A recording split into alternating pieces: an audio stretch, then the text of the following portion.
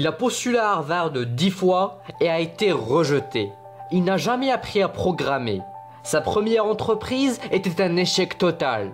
Il leva des fonds de 60 000 $ pour créer sa deuxième entreprise qui, dans 10 ans plus tard, est valorisée à 153 milliards de $. Il est l'homme le plus riche de Chine. Aujourd'hui, on vous parle donc de Jack Ma, propriétaire de Alibaba Group, et voici ses 10 leçons de réussite. Quand j'ai été diplômé de l'université, avant ça, pendant 3 ans, j'ai échoué à l'université. Donc j'ai postulé pour des emplois 30 fois et j'ai été rejeté.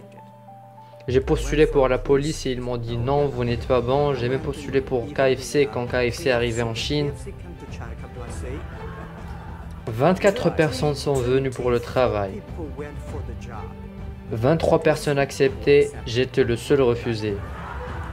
Et nous étions 5 à venir pour la police. Tous ont été acceptés, j'étais le seul gars refusé. Donc pour moi, être refusé, rejeté... Oh d'ailleurs, je vous ai dit que j'étais candidat à Harvard. Rejeté 10 fois.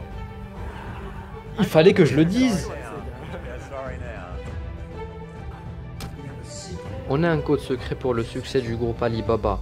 Juste comme Sésame ouvre-toi est le code secret de Alibaba, le code secret de tout le monde c'est gardez votre rêve.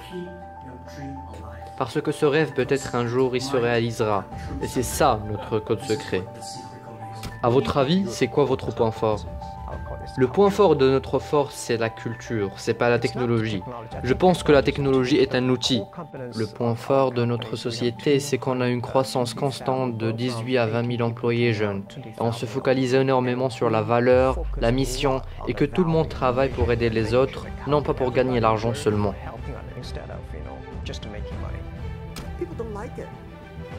Il y a tellement de gens à qui j'ai parlé de mon projet et qui m'ont dit « c'est l'idée la plus stupide que tu aies jamais eue ». Mais j'ai dit « je n'appartiens pas au club des gens stupides, si les gens l'utilisent, maintenant nous avons 800 millions de personnes qui l'utilisent. Stupide ?» J'ai appris beaucoup de choses des films, j'ai appris comment faire des discours d'un film nommé The Bodyguard, Whitney Houston. Quand elle chante la chanson, je me suis dit, c'est ça la façon avec laquelle tu dois faire un discours. Et à l'époque, je ne savais pas faire des discours, puisque je ne suis pas un acteur. Mais quand j'ai vu le film, j'ai été étonné. Je me suis dit, waouh, si tu chantes avec ton cœur, naturellement... J'ai appris beaucoup de choses des films. J'ai appris aussi du film The Godfather, et mon film préféré c'est The Forrest Gump. Il y a beaucoup de choses à apprendre des films. On peut aussi parler des sentiments et de l'inspiration qu'on apprend des films. Quel genre d'idée de business t'as refusé? Je dis non à beaucoup d'idées parce que, autant que CEO, je dois dire non aux opportunités. Sinon, je vais probablement avoir 5000 opportunités par jour. Mais la décision d'accepter ou refuser repose sur la mission de rendre le business facile. Si c'est comme ça, on considère. À part cela, si quelqu'un vient chez moi et me dit que j'ai une idée et qu'il va nous faire de l'argent, je ne m'intéresse pas. Pourquoi tu as choisi le nom de Alibaba? Alibaba? Quand j'ai commencé, j'ai pensé que Internet est une chose mondiale, donc on doit choisir un nom mondial pour la société. Un nom intéressant.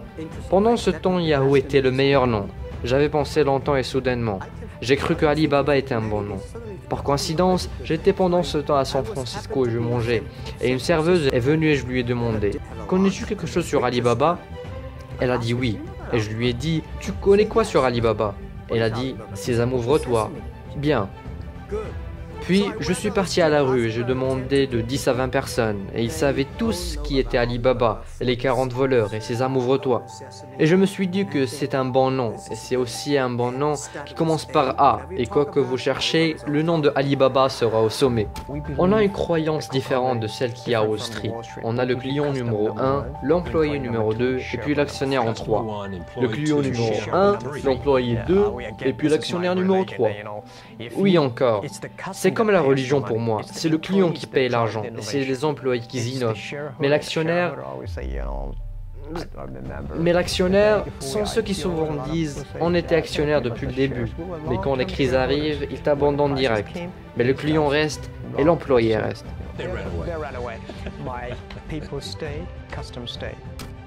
Toujours je veux dire aux jeunes, La plupart des gens se plaignent du manque d'opportunités. Quelques-uns se plaignent et d'autres commencent à changer en de nouvelles personnes. Les opportunités se trouvent où se plaignent les autres. Et où se trouvent les problèmes, on trouve les opportunités. Et je crois toujours en cela. On est ici aujourd'hui pour discuter ce qu'on doit faire dans les prochains 5 à 10 ans. Donc, que deviendra Alibaba dans le futur? Depuis qu'on travaillait dans China Page, je disais toujours qu'on ne concurrait pas les sites locaux, mais les sites mondiaux. Nos concurrents ne sont pas en Chine, ils sont en Silicon Valley en Amérique.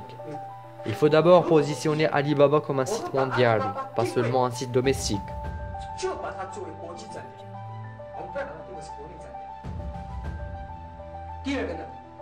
Deuxièmement, on doit apprendre l'esprit de travail dur de la Silicon Valley.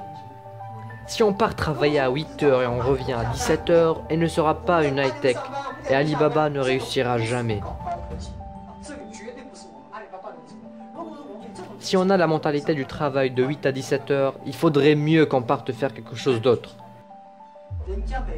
Les Américains sont forts en travail dur et l'organisation, mais dans les informations et la programmation, les cerveaux chinois sont du même niveau. Tous nos cerveaux sont aussi bons que les siens, et c'est pour cela qu'on ose les concurrencer.